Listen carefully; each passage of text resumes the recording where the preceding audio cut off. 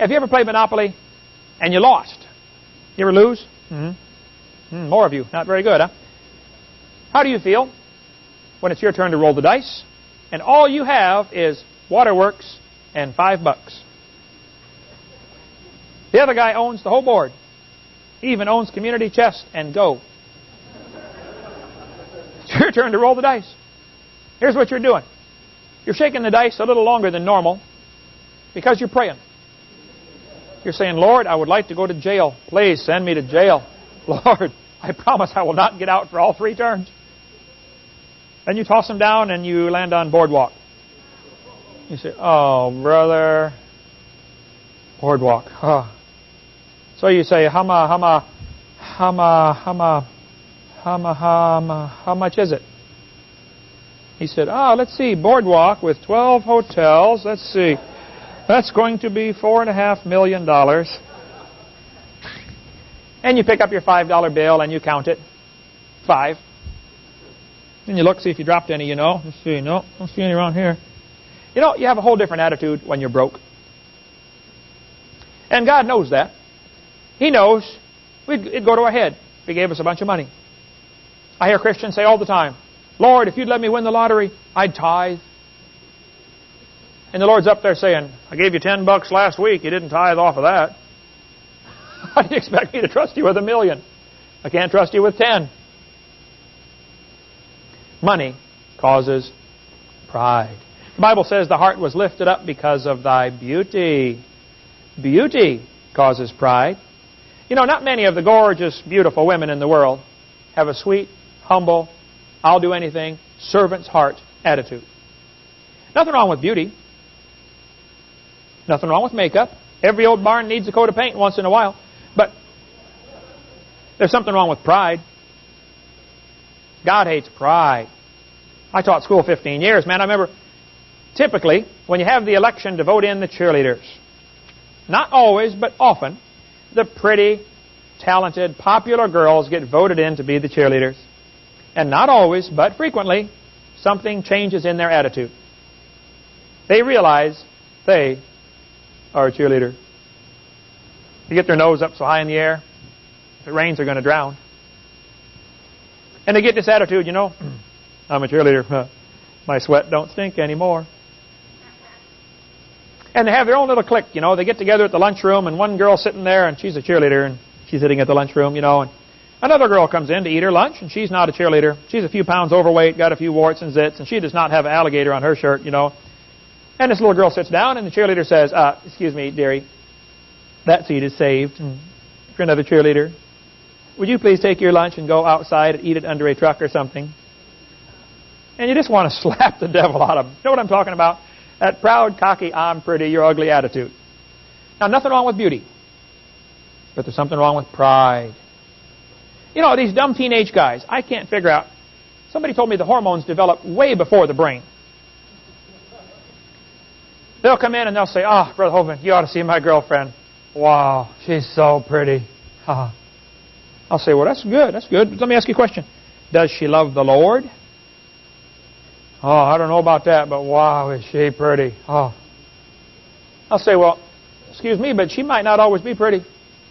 He'll say, oh yeah, she's always going to be pretty. Oh, you think so? Well, why don't you go to the nursing home and pick out which one you want her to look like?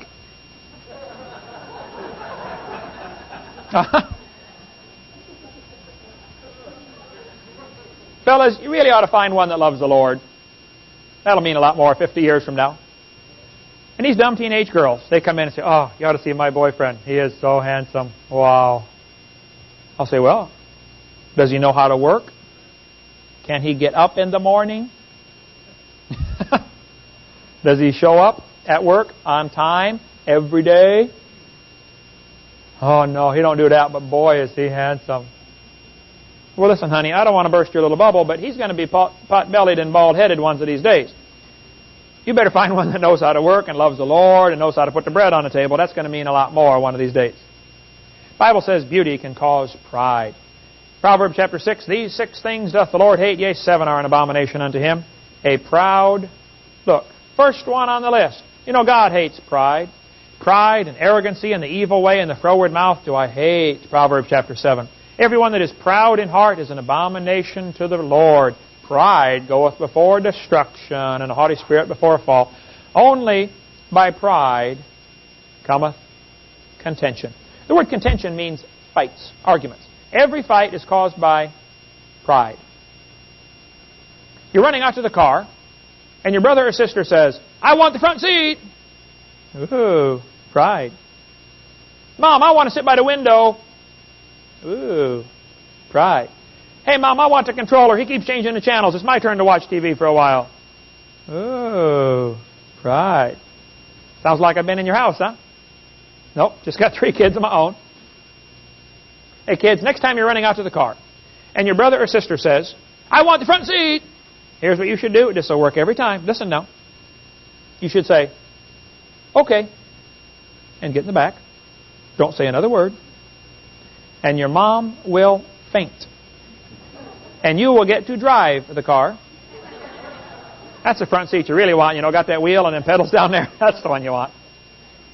Every single fight's caused by pride. Hey, you husbands and wives not getting along too good? I know what your problem is, and I don't even know where you live. It's pride. Hey, you're not getting along with the boss too good, huh?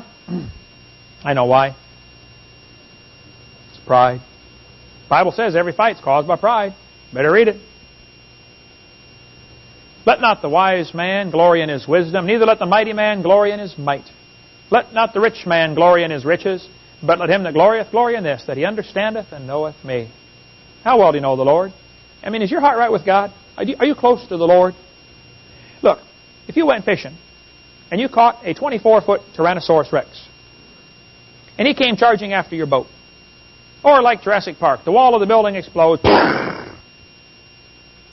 and he comes charging down and is just about to grab you off the pew right now. Kids, listen carefully, because I have studied dinosaurs a lot, and I know what T-Rex is afraid of. If you want to scare him off, here's what you should do. When he comes charging after you, you should say, hold it, stop right there, Mr. T. You can't eat me. I have hair. 2 of them now. Boy, that'll scare him, won't it? Yipe, yipe, yipe. Watch him run. Maybe, well, if that doesn't work, then try this. Mr. T, you can't eat me. I have muscles. Think that'll scare him? Probably not. See, I think God is doing this to Job for the same reason, trying to get Job ready for Judgment Day. Because we're going to stand before God, folks. And you're not going to get in front of God and say, God, you better let me into heaven because I got muscles. Well, you might be real proud of your muscles, but God doesn't care. Try this one. Mr. T, you can't eat me. I'm smart. I got a high IQ. I'm valedictorian. Some come loud. Or whatever it is. Man, I'm up there at the top. Oh, you just might be real proud of yourself.